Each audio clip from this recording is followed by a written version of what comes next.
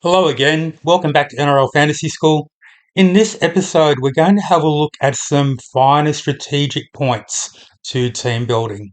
So, with our team building, the biggest thing we want to be focusing on for round one squads is definitely value, as I've talked about in a number of lessons. But let's have a look at some other considerations that we also want to sort of balance out with that as well. Now,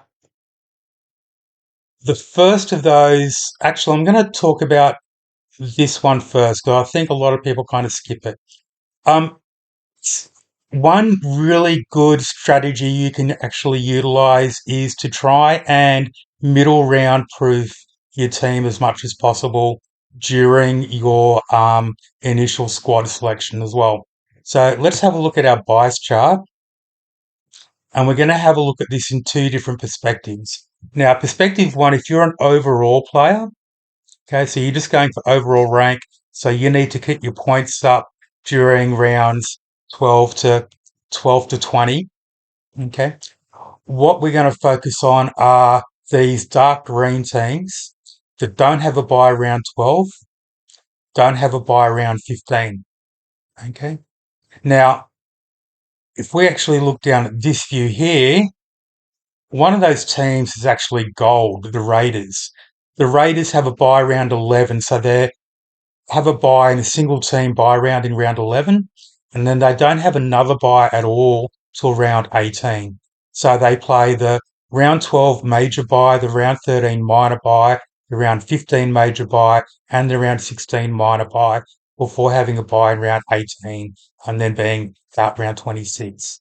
So if there are cut price keepers that are from the Raiders, or particular value players that are from the Raiders, you should definitely be looking for those um, in your team setup as well.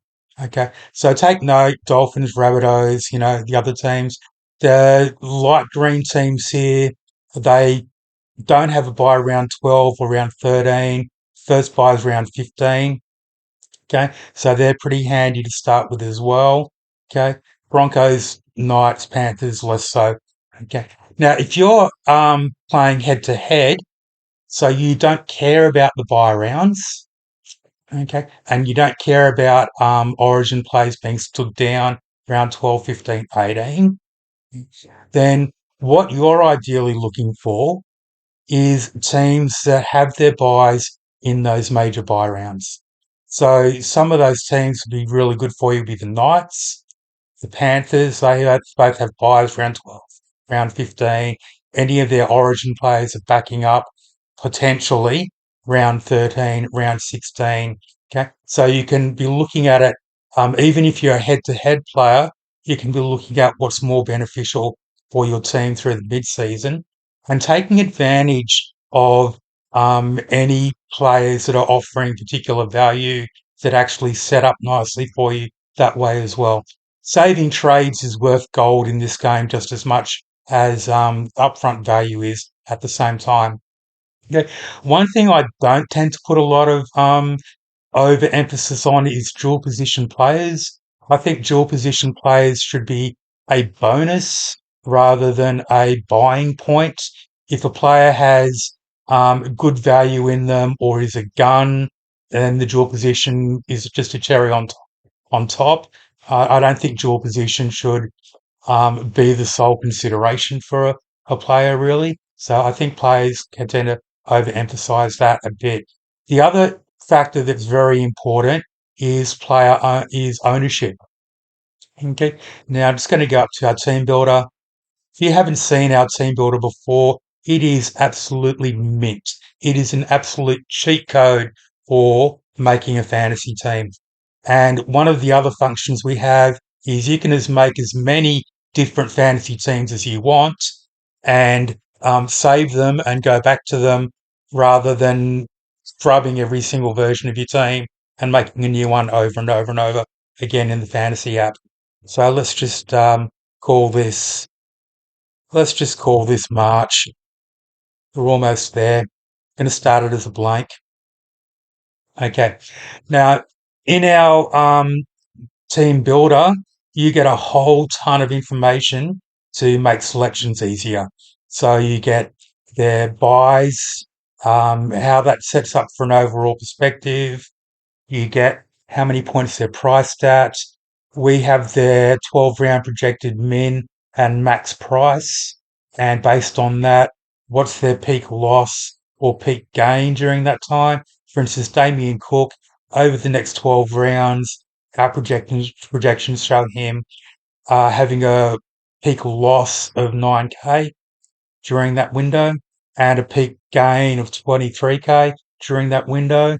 So we see him priced pretty much really around what he's worth. And over on the right here, we have their player ownership. Now, this is important. Okay. You want to be having a look at players that have high ownership, and does that play really have potential to hurt you if they start hot? Okay, the way Payne Haas absolutely burnt me and plenty of other players last year, when we just did not see that sort of a break coming.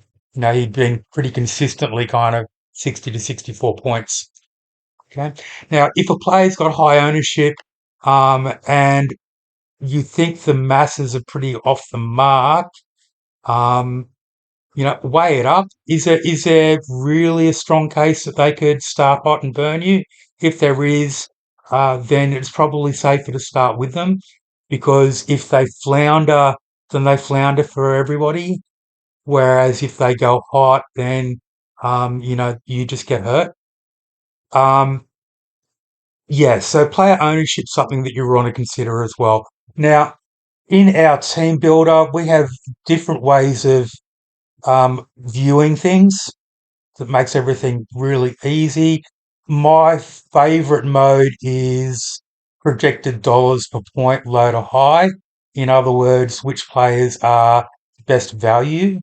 But you can also sort by percentage ownership high to low, percentage ownership low to high, price high to low, price low to high, in the player selection pane.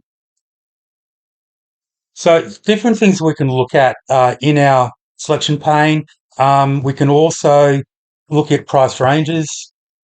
So if I have to buy somebody between 350,000 and say 480,000, I can filter for that straight up. Um, Peak price difference. Okay, so with at least 20K difference in them, you know. Um, And the other really important thing we can do here is filter by ownership. Okay. So percentage ownership, show me all players that are greater or equal than 40%. Okay. For hookers is only Brandon Smith at the moment. Let's have a look at the entire. If I go down to INT, this will give me the entire player catalogue, not just restricted to position. So say greater than equal 40%. Currently Payne Haas, David Fafita, Farlongo, Brandon Smith, Macassini. Okay. Um, Payne Haas can't hurt quite as much as last year, because we're paying for 75 points, not for 62. But definitely he's still got the potential to be, hitting out some 90s in the early rounds. David Fafita in particular, though, that would be kind of a player where the ownership, even if you kind of have reservations about Fafita, the ownership and his scoring potential are just too high to gamble against. If he does for everybody, that's fine. But if he goes white hot and you don't have him, you're going to get burnt. Okay. So on the flip side, if we want to have a look at, low ownership players, so less than or equal to,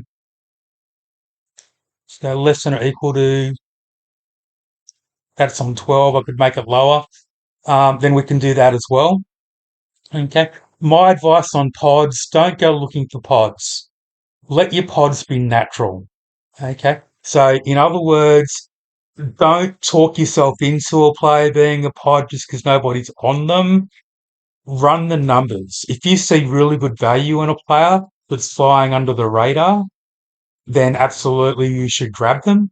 And the natural offset of that is that they are then a worthwhile pod. Okay. You should be seeing something there, not just throwing a random dart, hoping that they turn into a point of strength, as opposed to the likelihood of them being a point of weakness. Okay. That's about all I can really think of to offer you here. So that apart from cramming your side with value, even with your marquee buys, looking for players that have early upside, factor in your ownership, factor in high ownership players who could hurt you if they go hot and you don't have them, and also factor in how many trades you can save yourself right up front by taking worthwhile value, early value players from teams that are going to be very beneficial come round 12 to 15. Yeah. Happy hunting. Happy best of luck with your team building. If you haven't subscribed to our site yet, we make it really, really easy and we're absolute bargain. We only charge $30 for the entire year for this full suite of all the tools that we have available to you, which are far more than projections, far more than just stats filters. You know, we've got pretty much everything you could want.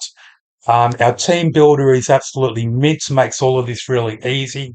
And the other thing about us is we are constantly innovating and developing our site. We've got more features coming into our team planner that we're working on currently. And if you talk to people over the last that know our site, nobody has done more development and innovation in their product than what we have, and nobody will. So, best of luck for the season, and we'll catch up with you again soon.